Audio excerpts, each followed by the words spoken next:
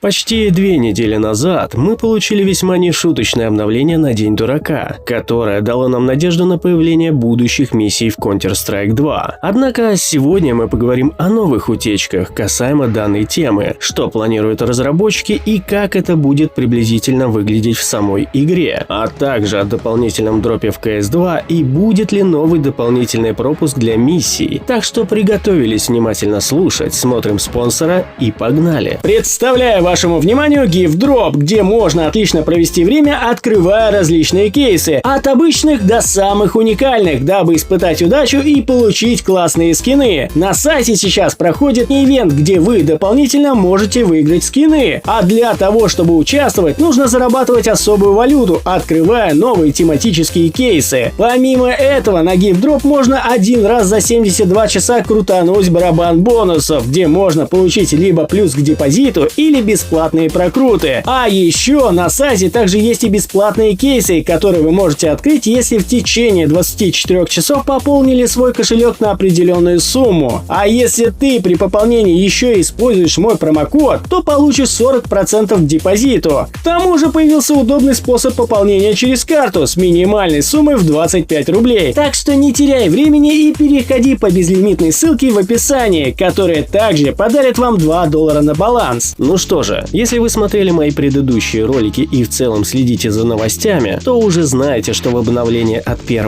апреля разработчики либо случайным образом, либо намеренно положили в игру файл стилей для меню Панорама, который относится к будущим миссиям в игре. Но то, о чем я вам сейчас поведаю, почему-то никто не рассказал. Тот самый файл стилей, который успешно был слит разработчиками, на самом деле дает нам намного больше информации о том, чего нам следует ожидать. Ведь из него мы можем подчеркнуть то, чем будет наполняться сама ячейка миссий. А это, разумеется, наименование миссии, ее описание, режимы и карты, на котором будут проходить испытания, шкала прогресса, награды за выполнение и фактор того, что некоторые миссии будут временными, то есть сгорать по истечению определенного времени. И самое интересное то, что на самом деле данный файл уже дает нам информацию о 3 местах, где будет находиться панелька с миссиями. А это, разумеется, левая ячейка главного меню, как, впрочем, мы и предполагали. А также во вкладке «Играть» либо будет свой стиль кнопки «Начать» с информацией о текущей миссии, или же просто дополнительная панелька к уже существующей кнопке. Ну и, разумеется, третья панелька будет находиться под радаром карты во время выполнения текущей миссии. И как вы могли понять, это то, что дает нам слитый файл, из чего мы можем сделать предположение, что разработчики всерьез собираются в будущем это выпускать и не забивать болт, как иногда они это делают. Однако тут история схожа некогда со сливом будущих рангов премьера, в стиле которого разработчики по итогу дорабатывали. Так что вполне существует вероятность, что стилистика и внешний вид в будущем разработчики также могут поменять. Однако мы уже можем посмотреть приблизительный внешний вид панелек для миссий. И сразу оговорюсь, если вы уже где-либо видели концепты, где ячейка имеет вот такую вот анимацию при наведении, или же где присутствует вот такая вот жирная шкала прогресса, можете смело выкидывать их из головы, так как они являются уже некорректными и, скорее всего, созданы на HTML, который иначе воспринимает стили меню Панорамы,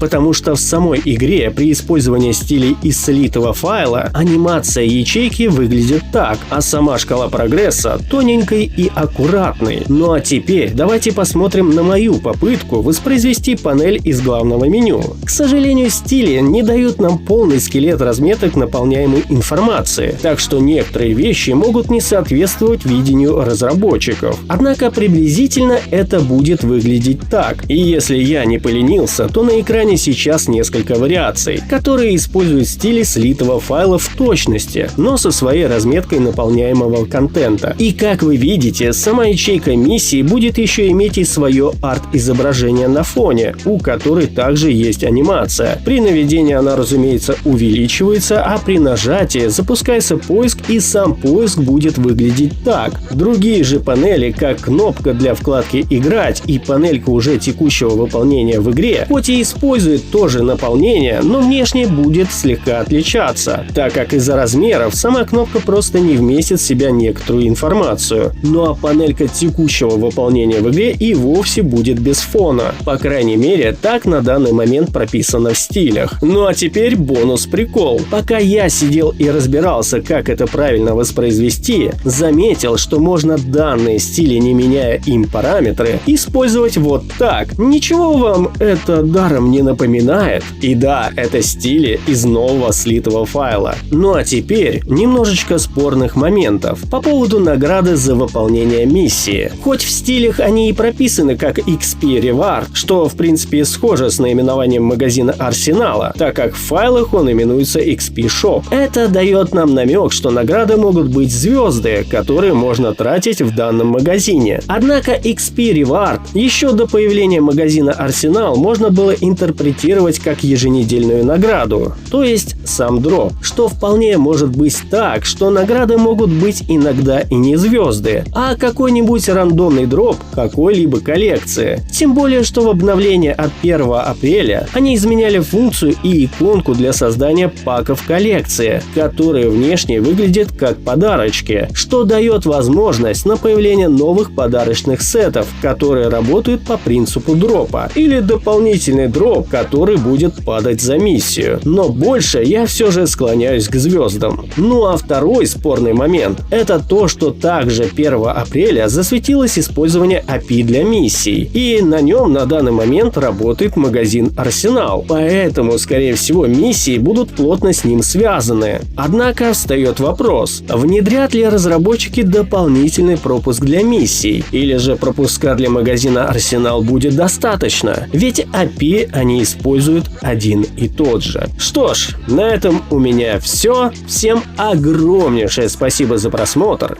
Всем пока и удачи!